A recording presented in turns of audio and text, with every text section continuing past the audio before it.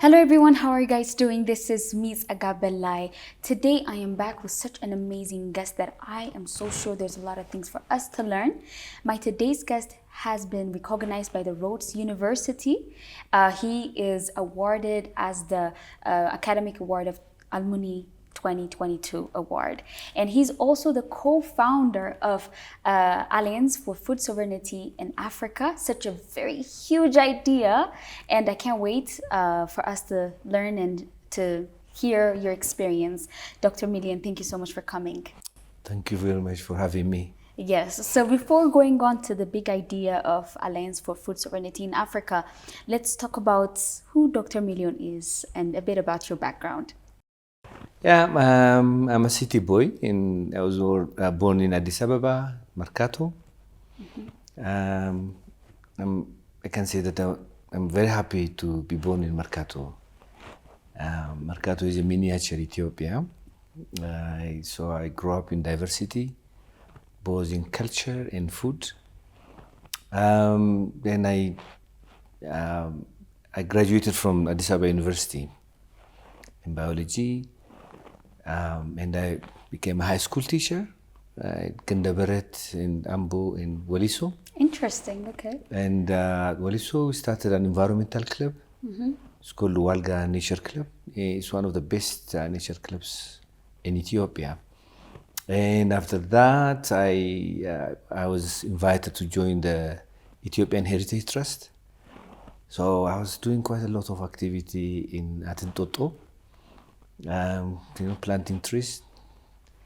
And after that, I joined the Institute for Sustainable Development. Okay. And I was introduced to sustainable agriculture by then, pharmacies, the issue of genetically modified organisms. And I had a chance to learn about, the linkages between farming and politics. I was working with Sue Edwards and Dr. Toldebrand Gabriel very closely. And after that, I started with my friends an organization called Malka Ethiopia. So I directed Malka Ethiopia for 13 years. While I was at Malka, I was invited also to lead the Alliance for Food Sovereignty in Africa. We started AFSA in 2008. Before that, in 2002, we started the African Biodiversity Network. African Biodiversity Network, it was very much interesting because the program that I started in Ethiopia became the program of Africa through the African Biodiversity Network. So African Biodiversity Network hosted a number of African networks, and we started the Alliance for Food Sovereignty in Africa. Actually, it was launched in Ethiopia in 2009.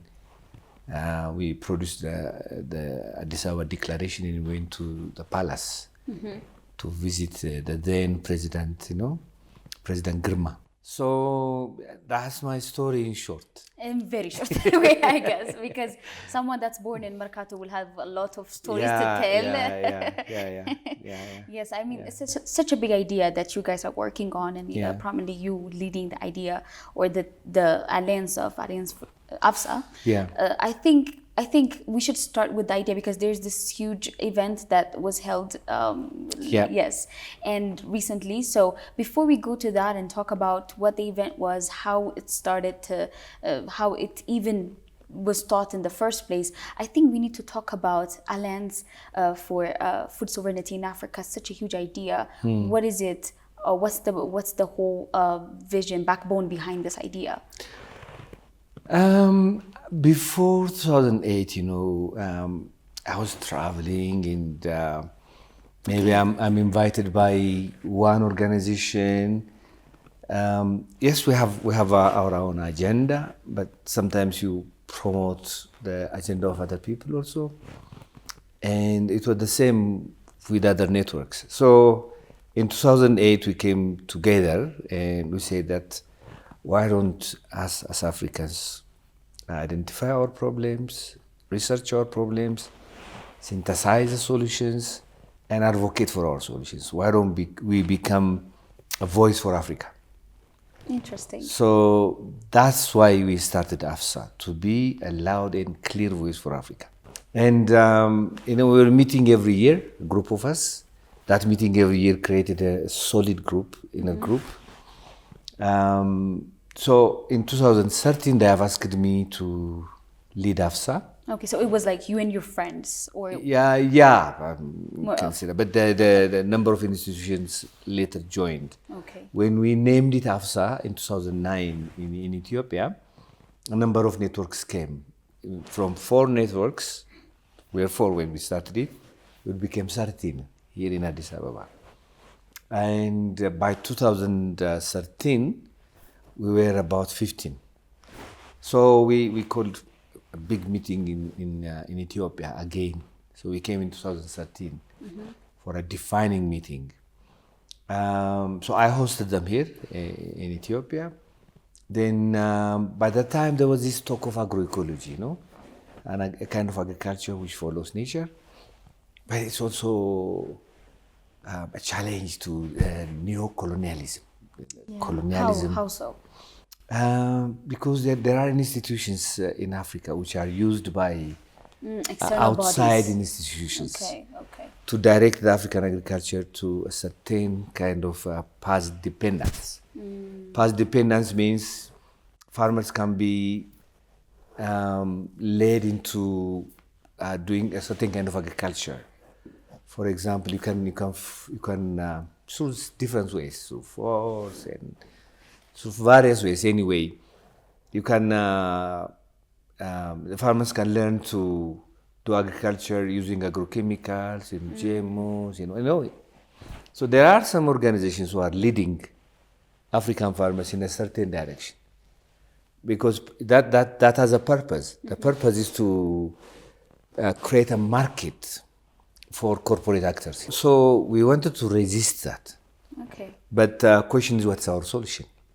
So our solution became agroecology. It's a kind of agriculture which is based on nature, which respects the knowledge of our people, our farmers, and which also respects the diversity that we have. The diversity in culture, also the diversity in seeds. Landscape. In seeds, Yes. in landscape. Exactly. And the diversity of experiences, so many things. So the question is, does this work? Does agroecology work in Africa? So we started research, We started to collect data from all over Africa and synthesized the research, the data, and we produced a book which is called The Bold Future for Africa. Agroecology is a bold future for Africa. So we could identify that. And we said that, what kind of agriculture would increase productivity?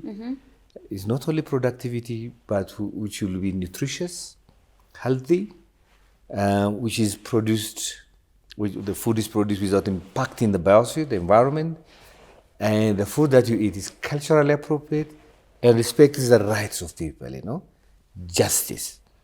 So agriculture has to tick all of this. But mostly the kind of policies that the neo-colonialists promote is productivity. It does not matter. Productivity. No productive. nutrition, no health, no environment, no culturally appropriate. Nobody considers Take it it that. out immediately. Yeah, justice, yeah.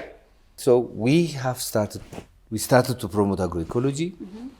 And once we have decided that agroecology is the right thing, and once we know that there is an increasing amount of data that proves that agroecology is the right way, then the question would be, then how do we push for it? Exactly. How do we advocate? So we start to bring more actors now. As I speak, over 200 million Africans are part of AFSA.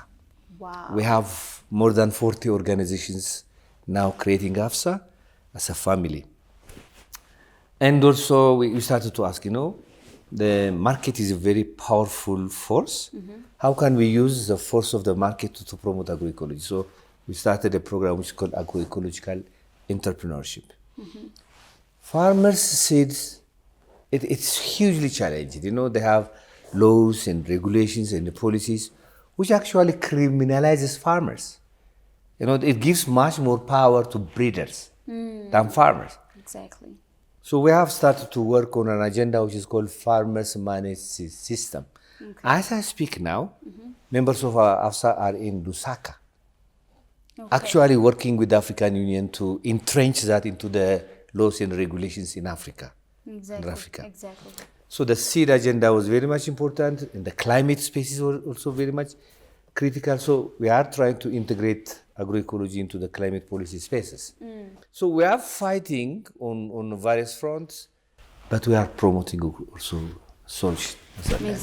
Exactly. I think awareness is really important, and Yeah. at the same time, the government and also all responsible bodies should Yeah.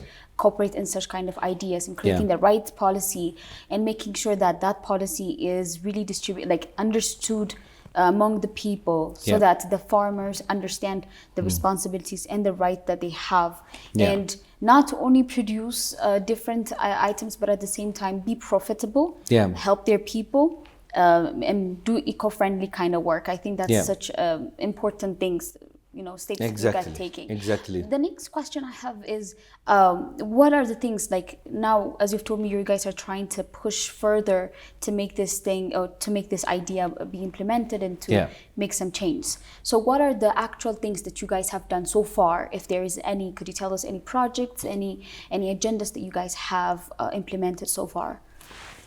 We have a campaign which is called a very, very, very interesting campaign, which is called My Food is African. My Food is Africa? Yeah. As in... My Food is African, Okay. Okay, Maybe so My Food food- is African. Yeah. Oh, okay. My Food is African, not My Food is Africa. I thought it was My Food is Africa. Not going to eat Africa.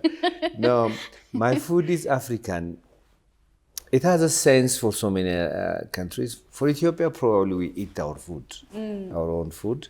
But if you go to so many African countries in North, South, West, Central, and whatever, there are countries who do import more than 70% of their food from outside.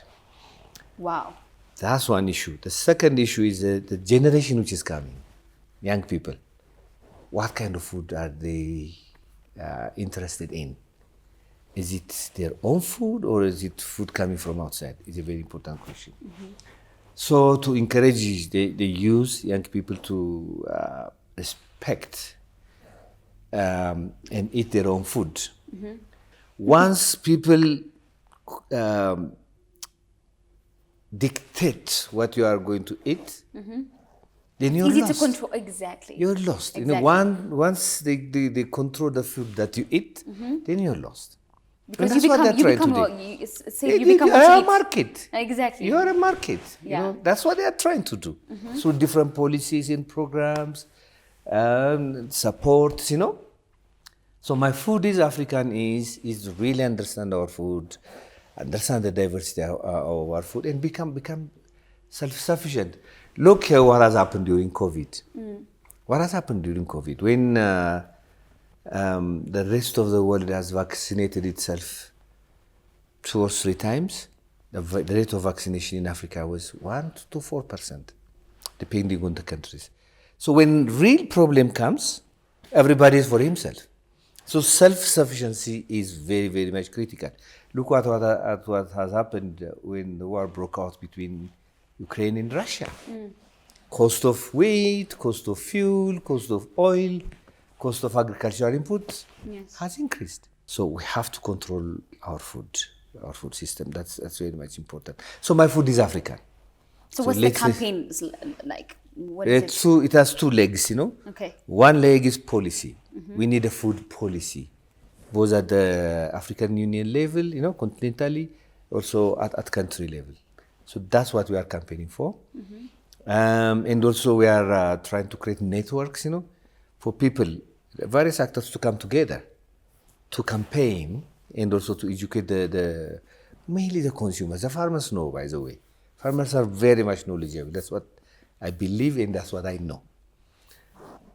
So that's a networking, a policy direction. The other leg, which is very much exciting, which we have tried in Ethiopia for so many times, is celebration. How so? People will come with the diversity of their seeds, the diversity of the food, their songs about their food, stories about their food. They come together at a center, at a place. Okay. And they celebrate. In Ethiopia, we have been doing celebration all over the country with the schools. Schools would prepare for 6 or 7 months. They would identify the seeds and do so many arts with the seeds, and they would learn about the seeds because they have to explain to others.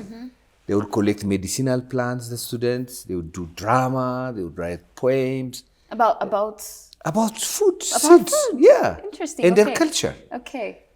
And they come together. They come together at the place. It's huge celebration. The community will come, government will come, and it's huge. Okay. We were doing that in Ethiopia. As I speak now, in so many African countries that's happening. In Tanzania, they finished it quite recently. In Zimbabwe, we had 4 days of celebration. Incredible celebration. The diversity in food, and then other cultural practices. And we brought 27 African countries to come for that. As you've said, food is not just something that we eat to survive or to live, but it's something that is related with our identity and our Exactly. psychological well-being. And the food is way more than just it being food. That is something that I definitely agree with. But Yeah. now I think we should come to the big deal, Dr. Yeah. Million. Yeah.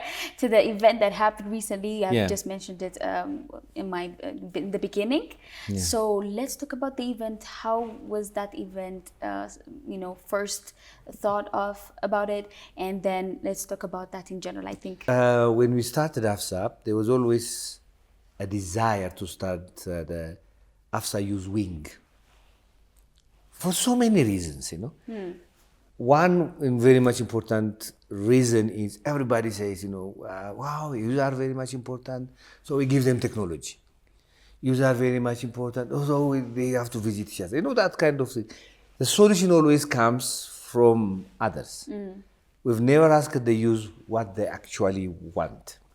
So we say that let's bring youth, not to lament, to say, no, Africa, this colonization or whatever. It's good to lament sometimes, but let's make this a meeting of a solution, solution-oriented meeting.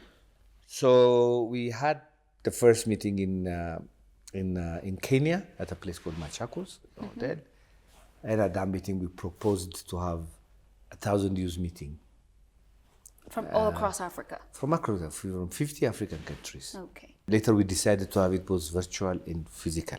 So the main thing, as I said, is let's bring African youth, not any youth, youth who are already leaders on one thing or another, from all walks of life, from government and from business, from students, from farmers and fisher folks and pastoralists, everywhere. Let's bring them together and let's throw them some ideas and let's ask them what they want.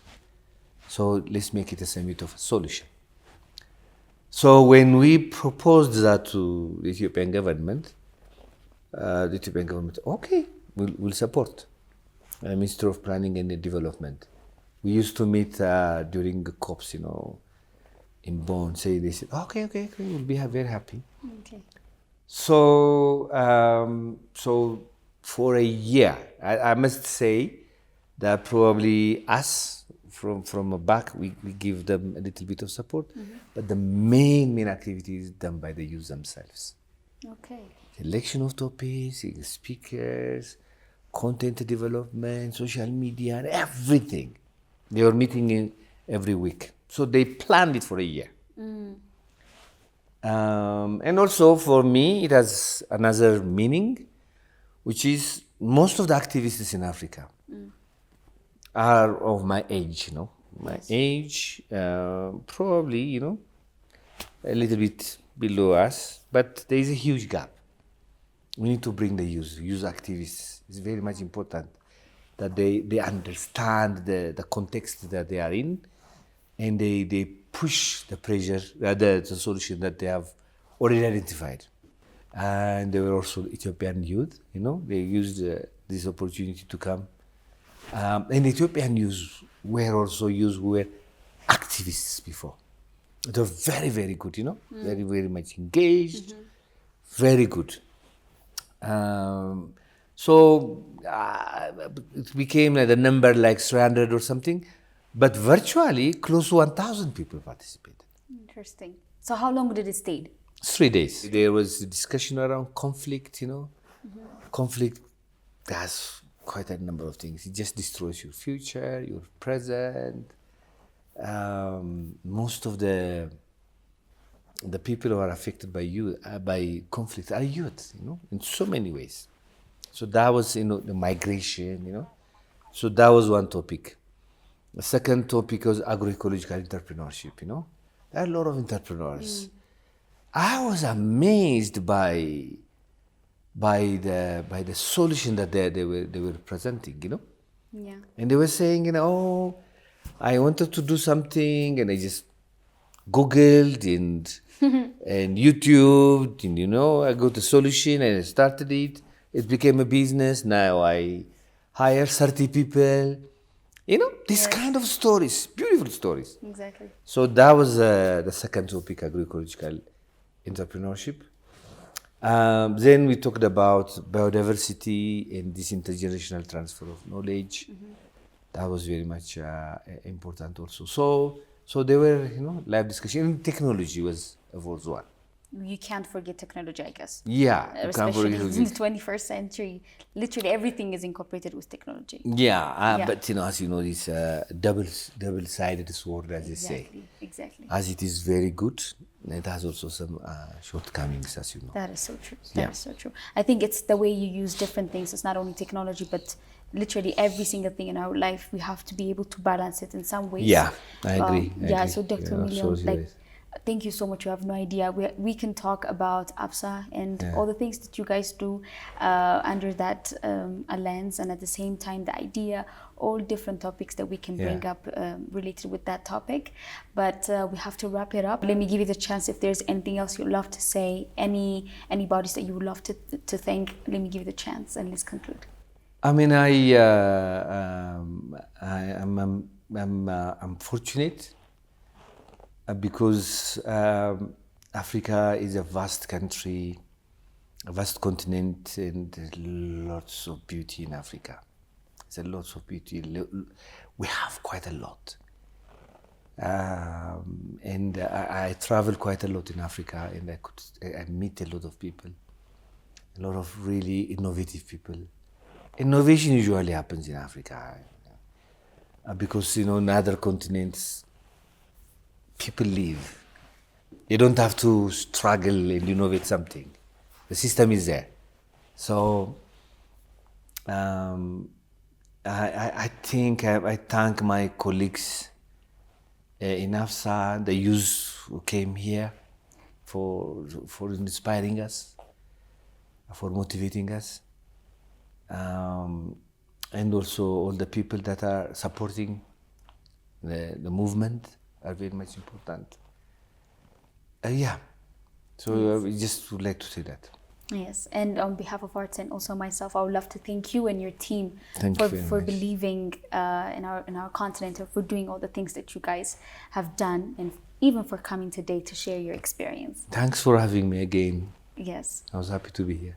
Great. So guys, this was the thing that we had for you guys. Hopefully you guys have learned something new and motivated you to start something that you guys have been waiting on for so long. I think some things are better done with a lens rather than doing it by ourselves. Let's take the step and communicate, network, attend different events that align with our desire and our vision, and let's make our Africa great again. That's what I would love to say. Thank you so much for watching, and have a great time.